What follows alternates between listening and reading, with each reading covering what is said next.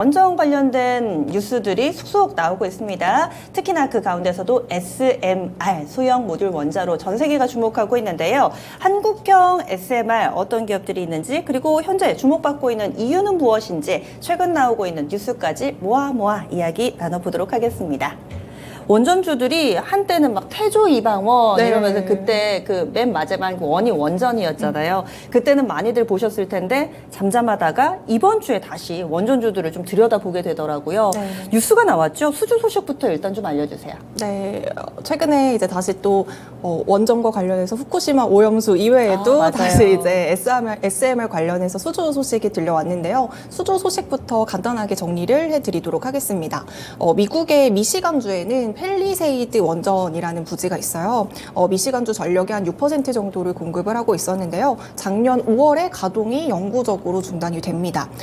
중단이 된 이유는 너무 지어진 지 오래됐고 노후화됐기 때문에 신재생 에너지들을 건설하는 그 발전 비용보다 그 비용이 더 많이 든다라는 이유 때문에 이제 중단이 됐었고요. 5월에 펠리세이드 원전이 중단이 되고 그 다음 달에 갑자기 이제 홀텍이라는 기업이 등장해서 이 펠리세이드 원전을 인수를 합니다. 그럼 이 홀텍이라는 기업 어떤 기업일까요? 원전 설계, 재료, 제조 관련 핵심 분야에서 한 100개 정도의 특허를 가지고 있고요. 또 핵 연료 저장 시설에 대해서는 세계 시장 점유율 1위고요. 또 이제 원료 그 원전을 해체하는 그쪽 기술에서는 미국에서 이제 점유율 1위를 기록하고 있는 기업입니다. 이렇게 인수를 하고 나서 재가동을 위해서 다양한 노력들을 했었는데요. 보조금을 신청을 하기도 했었고요. 또 다양한 투자들도 진행을 하고 있었는데 다행스럽게도 이제 미국 정부에서 가동을 중단시켰지만 다시 재가동을 권고하라는 지시까지 이 소식이 전해지기 시작합니다. 이에 따라서 이제 홀텍 같은 경우에는 기존의 원전 부지를 해체했던 그 곳에다가 SMR을 건설하겠다라는 추진을 하고 있었는데요. 더불어서 이제 최근에 현대건설 이야기들이 많이 나오고 있잖아요. 현대건설 이야기를 하면 홀텍이랑 현대건설은 둘이 이제 비즈니스 파트너 관계입니다. 2021년에 SMR과 관련해서 개발이라던가 사업 동반 진출을 위한 협약 계약을 체결을 한 바가 있었고요. 이렇게 둘이 파트너가 되고 올해 4월에는 이제 우크라이나의 에너지 인프라 재건을 위해서 SMR 건설 계약을 맺기도 했었고요. 또 올해 7월의 경우에는 베트남 쪽에서도 같이 SMR 사업을 공동으로 추진하자라는 계약을 맺기도 했습니다. 이런 상황에서 이번에 홀텍 CEO가 첫 SMR을 펠리세이드 원전 부지에 건설할 것이다 라는 인터뷰를 합니다. 그래서 이제 함께 현대건설이 이슈가 되고 있는 것 같고요. 2026년에 SMR 건설이 시작해서 3년을 목표로 완공을 하겠다라는 목표까지 밝히기 시작합니다. 펠리세이드 원전 이미 원전을 하고 있었던 그 부지이기 때문에 전선 인프라가 이미 갖춰져 있는 상황이고요. 그래서 속도도 굉장히 빠를 것으로 기대가 되고 있고 또 환경 영향 평가도 다시 진행을 하지 않아도 되는 부분이기 때문에 3년이라는 시간을 목표로 잡고 있는 것 같고요. 홀텍이랑 현대건설이랑 서로 사업 파트너다 보니까 지금 현대건설이 SMR 설계랑 시공을 맡을 것으로 보이고 있고요. 이 시공에 대해서 수주 금액을 집계를 해봤더니 최소 2조 원에서 최대 4조 원까지 전망을 하고 있습니다. 네, 이번 주 들어서 그래서 현대건설 이 뉴스 나오고 많이 올랐잖아요. 사실 일반적으로 현대건설은 원전주로 분류하기보다는 우리는 건설주들 그리고 또 이런 뉴스에 좀 더 반응을 했었는데 이 현대건설도 오르고 또 원전주들에도 훈풍이 되니까 이 뉴스 많이 주목받았습니다. 그런데 원전하면 요즘에는 SMR이 따라 붙으니까 그런가 보다 하는데 사실 뭔지 뭐길래 이렇게 원전 업계에서 좀 환호를 하는지 기존의 원전 대비로 좋은 점도 있을 것 같고요. 다른 점이 어떤 건지 이 SMR 소개 좀 해주세요. 네, 이제 우리가 과거 원전이라고 하면 여러 가지 사고가 많았었기 때문에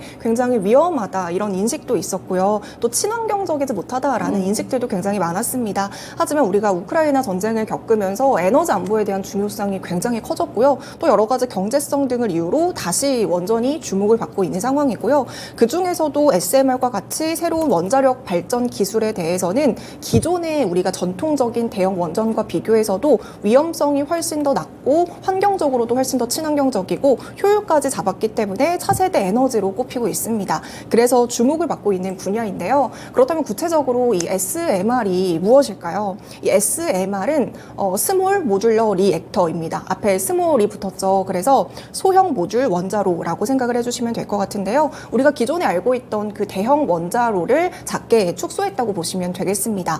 기존 대형 원전의 한 3분의 1에서 10분의 1까지 크기가 줄어들었고요.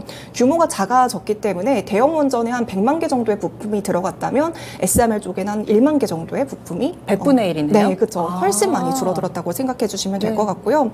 그래도 지금은 대부분의 나라에서 원전을 좀 친환경적으로 보는 분위기가 확산이 되고 있지만 그래도 몇몇 국가에서는 아직까지도 친환경적이지 그쵸. 못하다 이런 시선들이 있잖아요. 독일이나 이런 쪽은 맞습니다. 안 좋아하죠. 맞아요. 그럼에도 불구하고 이제 SMR에 대해서는 어느 정도 또 우호적인 모습들을 보여주고 있는데요. 그래서 지금 미국에서는 원전을 클린 에너지라고 지정을 했고요. 그러면서 SMR과 관련해서 여러 가지 투자 지원금이라던가 세제 혜택 같은 것들도 주고 있고요. 또 마찬가지로 캐나다, 유럽, 중국, 러시아 모두 다 발빠르게 지금 SMR 사업에 진출하기 위해서 국가적으로도 다양한 지원 혜택, 투자금들을 지원해 주고 있는 상황입니다. 이에 따라서 이제 SMR 시장이 앞으로도 더욱더 커질 것으로 기대가 되고 있는데요. 2035년에는 이제 세계적으로 SMR 시장 규모가 한 380조에서 609조 원까지 커질 것이다라고 전망이 되고 있습니다. 자, 여기까지가 SMR에 대한 기본적인 이해였고요. 그럼 어떤 장점이 있길래 지금 세계적으로 SMR 시장에 뛰어들고 있을까요? 크게 네 가지로 구분을 해볼 수가 있을 것 같은데요. 첫 번째로는 우리가 이제 기존의 친환경이라고 하면 태양광, 풍력이 있었잖아요. 그쵸. 근데 이게 아무래도 여러 가지 조건에 제약을 맞아요. 받습니다. 네. 그래서 24시간 구동하는 것이 조금 어렵지만요. SMR 같은 경우에는 24시간 안정적으로 전력을 공급할 수 있다라는 첫 번째 장점이 있을 것 같고요. 두 번째로는 탄소 배출량도 거의 없다고 보시면 될 것 같습니다. 상당히 적고요. 또 세 번째로는 원자력 발전소 자체가 작게 축소화되었기 때문에 사고 위험이라던가 방사선에 대한 위험도도 기존의 전통적인 대형 원전과 비교해서 크게 줄어든 것이 이제 또 세 번째 장점이라고 볼 수가 있고요.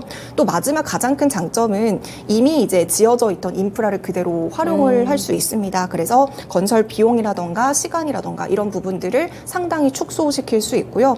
또 이제 축소되다 보니까 거부감이 그만큼 줄어들잖아요. 그렇기 때문에 이제 입지 선정을 하는데도 좀 발빠르게 진행이 될 수 있다. 이런 것들도 장점이고요. 또 이제 그동안에는 입지를 선정을 하면 보상을 해주는 과정들이 있었잖아요. 그쵸. 네. 하지만 혐오감이 좀 사라지다 보니까 이 보상에 대한 비용까지 절약할 수 있다라는 장점까지 이어가 볼 수 있을 것 같습니다. 네, 원래 자영업 할 때도요, 식당 하던 자리에 들어가야지 설비공사, 뭐 맞아요. 가스공사 다 그대로 돼 있잖아요. 있어서 초기 자본 덜 들잖아요. 그거 같아요. 원전하던 자리에다가 조금만 작게 만든다.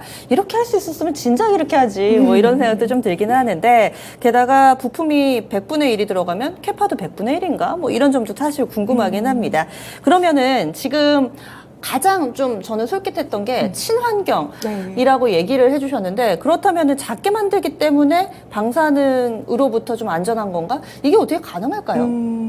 이제 원자력 발전소가 어떻게 전력을 구동하는지를 먼저 잠깐 말씀을 해보자면요. 이제 원자력 발전소가 아무래도 핵 분열을 통해서 열을 발생시키고 그 열을 이용해서 물을 끓이고 그 물을 끄는 수증기의 힘으로 터빈을 돌려가지고 전기를 생산하는 그런 구동 과정이 있거든요. 그래서 이러한 구동 과정 덕분에 원자로, 증기 발생기, 냉각제 펌프, 그리고 가압기 이렇게 각 그 과정마다의 부품 장비들이 필요합니다. 그런데 이제 대형 원전 같은 경우에는요, 이 각 부품 장비들을 이어주는 배관이 필요해요.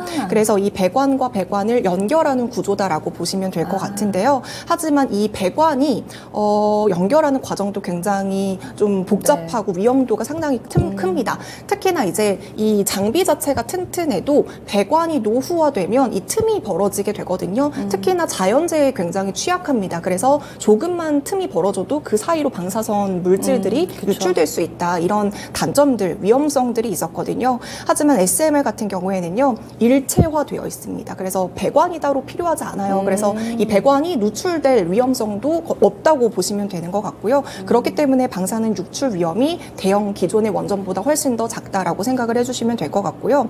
여기에 플러스 안전 설계와 관련된 부분에서도 기존의 원전이랑 SMR이랑 서로 다른 부분이 있는데요. 이제 대형 원전 같은 경우에는 능동형 안전 설계입니다. 그렇기 때문에 어떤 문제가 발생하면 사람이 그 문제를 파악을 하고 지시를 내리고 인력이 투입되고 이런 일련의 과정을 거칩니다. 이 과정이 거친다는 것은 시간이 그만큼 소요된다는 거잖아요.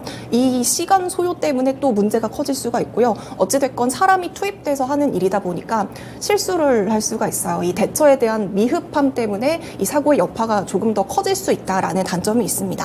하지만 SMR 같은 경우에는 피동형 안전 설계 방식으로 구성이 되어 있는데요. 그렇기 때문에 이제 사람이 투입되지 않다 보니까 투입되기까지의 그 시간도 상당히 단축이 될 수가 있고요.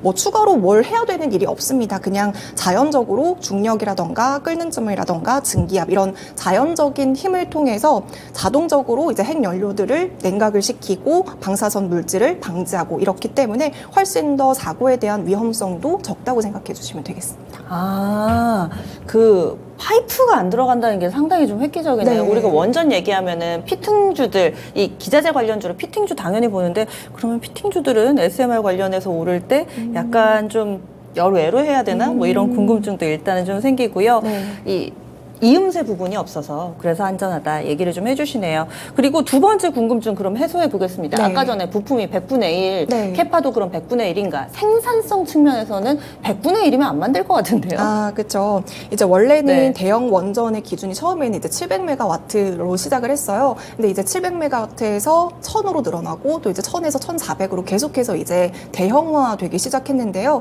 그 이유는 이제 발전 원가에서 연료비가 차지하는 부분이 상당히 낮기 때문입니다.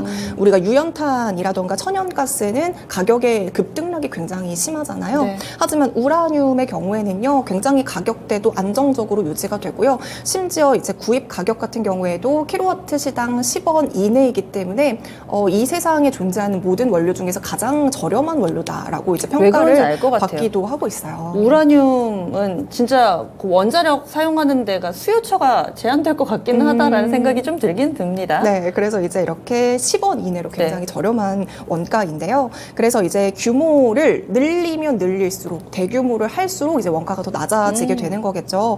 그래서 이제 기존의 대형 원전 같은 경우에는 규모를 늘려서 대형화를 해가지고 규모의 경제를 이루는 데 경제성에 목표를 두고 있지만요.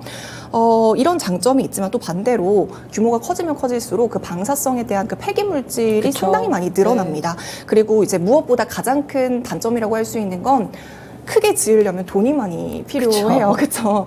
이런 투자비들이 굉장히 비싸거든요. 하지만 이제 SMR 같은 경우에는 소형이기 때문에 사실상 규모의 경제는 불가한 시스템이죠. 하지만 건설 과정이 굉장히 단순하고 비용 자체도 저렴하기 때문에 설계를 단순히 하면 굉장히 빠르게 지을 수 있다는 장점이 있습니다. 그래서 대량 생산을 해서 발전 원가를 낮추자. 여기서 이제 또 경제성을 포인트로 맞춰가고 있는 것 같은데요. 원래 같은 경우에는 이제 SMR이 소형이기 때문에 300메가와트 이하인 원자로만 소형 모듈로 이제 인정을 했었는데요. 최근에는 그래도 안전 기술이 상당히 많이 발전을 하면서 이제는 용량이 좀 커졌어요. 700메가와트짜리 이제 SMR도 있었고요. 그래서 이제 이 용량에 상관없이 그냥 일체형이라고만 한다면 SMR로 좀 분류를 하고 있고요. 물론 아직까지는 지금 개발 단계고 한 30년쯤 돼야지 이게 상용화된다고 이야기를 하고 있잖아요. 그래서 얼마만큼 대량 생산을 해야지 과연 생산성, 뭐 이런 경제성이 있을까 이런 것들은 조금 더 지켜봐야 될 것 같습니다. 네. 아직은 초기 단계인데 장점이 상당히 많아서 진행은 하고 있는데 생산성에 대해서는 좀 확인을 해보자라고 네. 설명을 해주시네요. SMR 이 용어를 찾아보려고 하다 보니까 이 비슷한 용어들이 굉장히 많더라고요. 그게 SMR 종류라고 하던데 네. 뭐 LFR 뭐 네, 이런 맞아요. 것도 있고 여러 설명 좀 가지가 해주세요. 있더라고요. 일단은 SMR은 종류가 한 4-5가지로 되어 있는데요. 이게 냉각제를 뭘 쓰고 연료를 무엇을 쓰느냐에 따라서 좀 종류가 나뉜다라고 생각을 해주시면 될 것 같아요. 그런데 이제 종류를 결정하는 게 이제 좀 냉각제가 좀 중요한 요소가 될 것 같은데요. 냉각제. 그렇다면 이제 SMR에서 냉각제가 왜 중요한지를 먼저 짚고 넘어가면 이해가 조금 더 쉬울 것 같아요.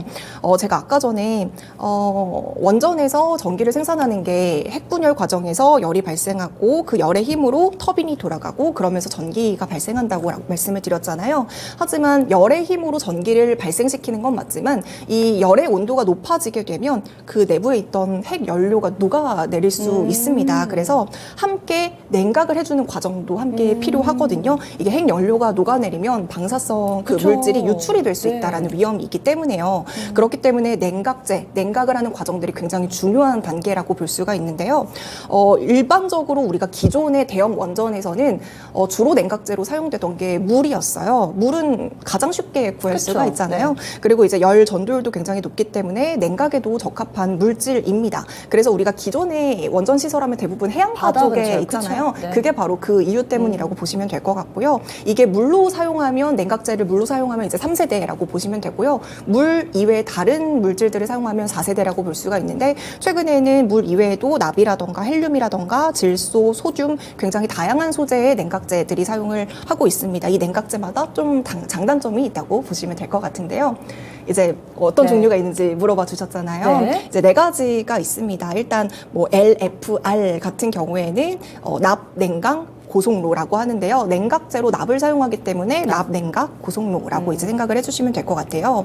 이제 납이라는 물질의 우리가 특성을 좀 살펴본다면 납은요. 열 전도율이 굉장히 높습니다. 여기에다가 끓는 점도 높기 때문에 냉각에 또 적합한 소재로 사용이 되고 있어요. 여기에다가 고속 중성자를 이용하기 때문에 기존의 원전에 비해서 연료를 30% 정도 더 효율적으로 사용할 수 있다라는 장점이 있고요. 역시나 이제 슬슬 어려워져요. 그쵸. 고속 중성자. 네. 그리고 이제 물보다 비교해서 납은 물은 더 많이 사용이 돼요. 냉각을 할 때. 하지만 납은 물보다 적은 양을 사용해서도 열을 좀 식힐 수가 있고요. 여기에 물보다도 방사성 물질을 잘 흡수하기 때문에 방사성 물질을 누출하는데 방지하는 역할까지 하고 있습니다. 네. 그래서 지금 LFR은 납인 거고, 네. 그러면 그 뒤에도 앞에 뭐 P가 붙든 S가 네. 붙든 그게 다 소재인 거예요. 맞아요. 냉각 네. 재료를 어떤 걸로 네, 쓰느냐. 맞아요. 네. 그러면은 조금 더 설명을 해주세요. 네. 지금 SFR은 뭔가요, 그럼? 네, SFR 같은 경우에는 이제 소듐, 냉각 소듐. 고속로라고 생각을 해주시면 될 것 같은데요. 역시나 냉각제로 소듐을 사용하기 때문에 소듐, 냉각, 고속로라고 생각을 해주시면 되겠습니다. 소듐의 경우에도요, 열 전도율이 굉장히 높습니다. 물에 비해서 2배 높은 우수한 열 전도체라고 생각을 해주시면 될 것 같은데요. 소듐은 납과 비슷하게 물에 비해서 적은 양을 사용해서도 핵 연료를 효과적으로 냉각을 할 수 있다라는 장점이 있고요. 소듐의 비등점, 이게 비등점이 끓는 점이라고 생각을 해주시면 될 것 같은데요. 소듐의 끓는 점이 883도씨에서 끓습니다. 하지만 우리가 물은 100도씨에서 끓잖아요. 그쵸. 소듐이 훨씬 더 끓는 점이 높고 물이 끓는 점이 훨씬 더 낮습니다. 그런데 이때 끓는 점이 굉장히 중요한데요. 끓는 점이 높은 게 굉장히 중요하거든요. 왜 끓는 점이 높은 게 중요하냐면 끓는 점이 높아야지 더 많은 열을 제거할 수 있기 때문이에요. 냉각제가 끓기 시작하면 증기가 발생을 합니다. 그래서 제가 또 계속해서 반복해서 얘기하지만 이 증기가 터빈을 돌려서 전기를 생산하는 방식이라고 말씀을 드렸잖아요. 하지만 냉각제가 낮은 온도에서 끓어버리면 결국에는 그 냉각제의 온도가 높아지기 때문에 앞서 말씀드렸다시피 핵 연료가 부실될 수 있고 유출될 수 있습니다. 그렇기 때문에 냉각제의 온도가 높은 것이 그 끓는 점이 높은 것이 굉장히 중요한데요. 지금 물 같은 경우에는 소듐보다 끓는 점이 낮습니다. 800과 이제 100이잖아요. 그렇기 때문에 나죠. 네. 이 물에 100도씨의 끓는 점을 높여주기 위해서는 압력을 가해요. 냉각제에다. 이거를 가압이라고 하거든요. 그렇게 되면 물의 끓는 점이 높아지기 때문에 더 많은 열을 제거할 수 있습니다. 하지만 소듐의 경우에는 이미 끓는 점이 높기 때문에 물과는 다르게 가압의 과정이 필요가 없게 되는 거잖아요. 네. 이런 과정의 절차도 훨씬 더 단순화될 수 있고요. 여기에다가 더 많은 열을 제거할 수 있기 때문에 안전성까지 향상시킬 수 있다. 이렇게 이해를 해주시면 될 것 같고요. 다만 이런 장점이 있지만 소듐의 조금 위험한 점은 물이랑 접촉하면 폭발하는 성질을 가지고 있어요. 네. 그래서 이제 애초에 이제 소듐 관련한 이 SMR을 네. 만들 때는 좀 분리시키는 이중 구조로 설계가 되어 있습니다. 역시나 다 가질 수는 없습니다. 네. 장점이 있으면 단점이 있고. 그런데 냉각제로 물 가장 많이 쓴다고 했는데 네. 지금 물 관련된 거는 뭐라고 불러요? 네, 물과 관련된 거는 이제 PWR, W 역시 워터, W. 네, 네. 이제 가압 경수로라고 생각해 주시면 되는데요. 기존에 가장 많이 사용되어 있던 물을 냉각제로 사용을 하기 때문에 원전 규제가 기존이랑 좀 비슷합니다. 그렇기 때문에 인허가 절차도 빠르고요. 또 이제 물이 가장 대중적으로 사용된다고 말씀드렸잖아요. 그렇기 때문에 지금 PWR SMR이 가장 전 세계적으로 많이 사용되고 있는 원자로이기도 합니다.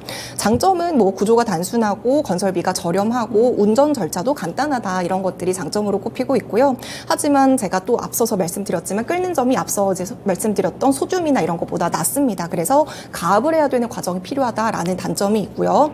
또 이제 그 가압을 하는 과정에서도 핵 연료가 손상되고 폭발하는 위험성까지 갖추고 있으니까 이런 점들은 좀 단점이라고 생각을 해주시면 되겠습니다. 네.